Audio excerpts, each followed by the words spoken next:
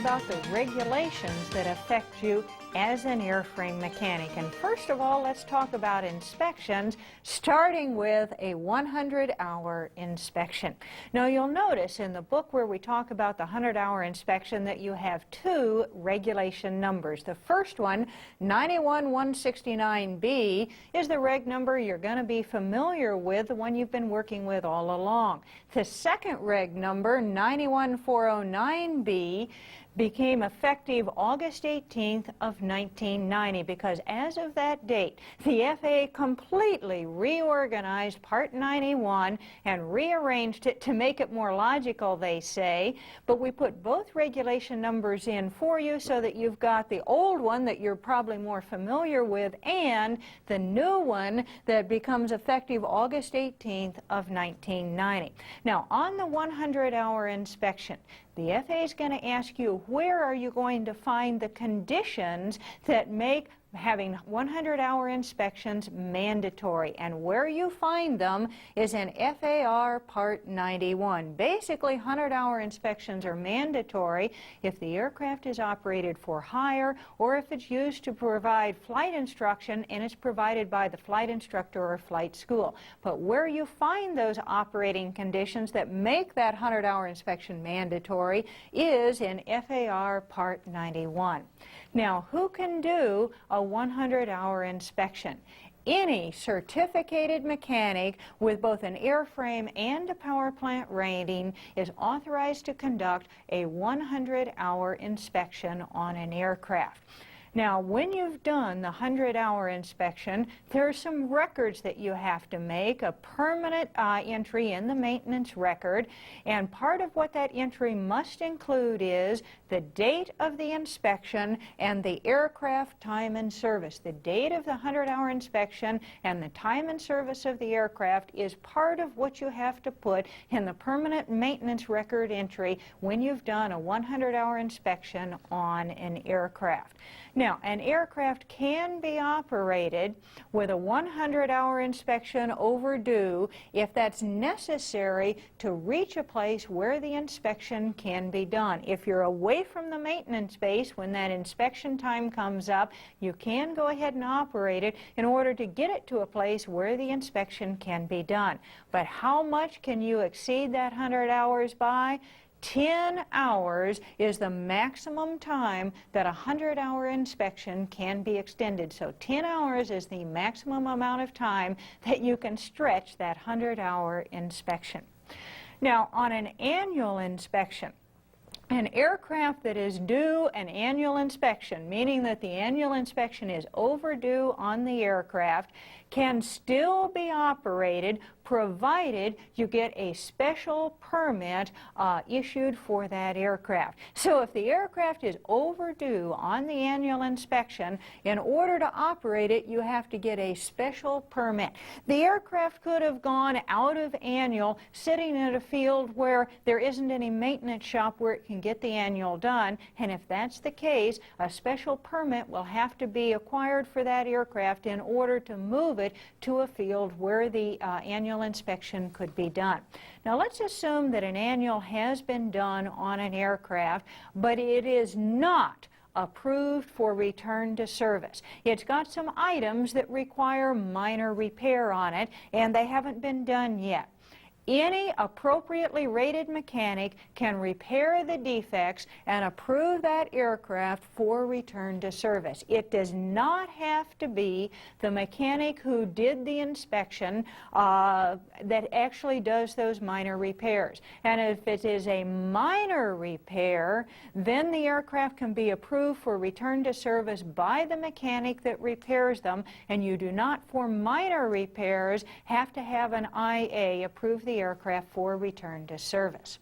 Now, if the aircraft has not been approved for return to service because you've got items that weren't done that require major repair, again, an appropriately rated mechanic can repair the defects, but in this case, because it is a major repair, then someone who has an IA, the inspection authorization, then has to approve the aircraft for return to service. Because the items needed major repair, the mechanic cannot approve the aircraft for return to service, the IA has to do it. But again, it can be any appropriately rated mechanic that does the repairs. It does not have to be the person or shop that inspected it in the first place. Now, the statement that the FAA recommends you use for recording the approval or disapproval of the aircraft for return to service after a 100-hour or annual inspection, you find that recommended statement in FAR Part 43. FAR Part 43 is the part of the regulations that has to do with maintenance, preventive maintenance, and rebuilding, primarily a mechanics type of regulation, and that's where you would find the statement that the FAA recommends you use for recording whether you have approved or disapproved an aircraft for return to service after a 100-hour or annual inspection. Now, if you're working with turbine-powered multi-engine aircraft or large airplanes, which is over 12.5, the inspection requirements are different. If they're operated under commuter or airline operations, 135 or 121, they've got their own regulations to worry about. But if they're operated under Part 91, they still do not have the normal 100-hour and annual inspections that most general aviation aircraft do. If you're working with turbine-powered multi-engine aircraft or large airplanes, meaning over 12,500 pounds, their inspections have to be in accordance with an inspection program that is authorized under FAR Part 91, Subpart E. And you need to know that Subpart E for the written exam. Now let's talk about airworthiness directives. Airworthiness directives are mandatory directives that the FAA puts out in order to correct some critical safety problem that they've discovered on an aircraft.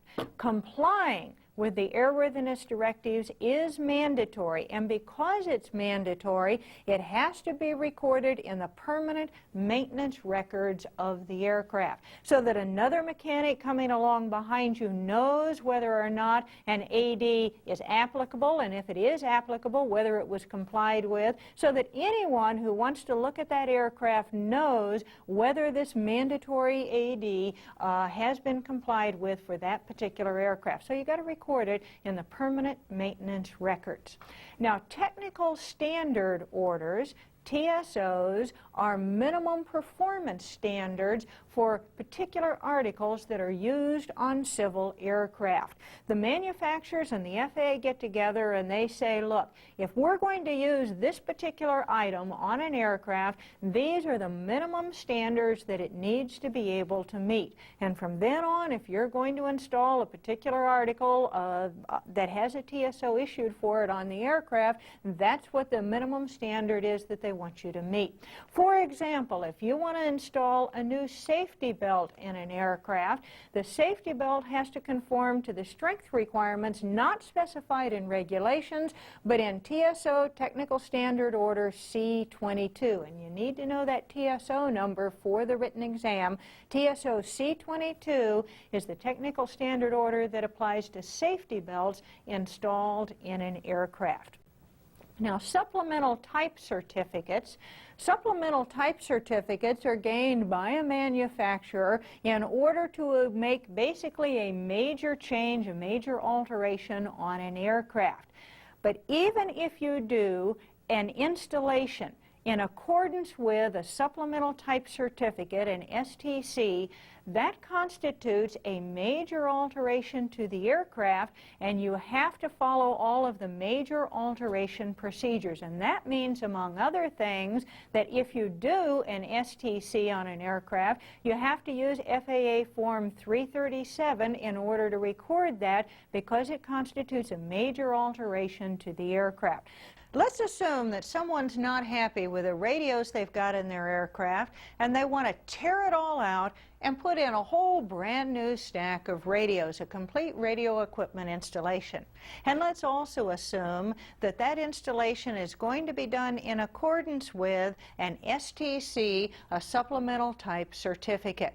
Well, the work would be done using major alteration and repair procedures and signed off on FAA Form 337. But before that aircraft can actually go back into service, it has to be approved for return to service by the holder of an inspection authorization certificate. Not every mechanic can sign it off for return to service. It has to be approved for return to service by the holder of an inspection authorization certificate, NIA. And that covers the regulations you need to know for the test.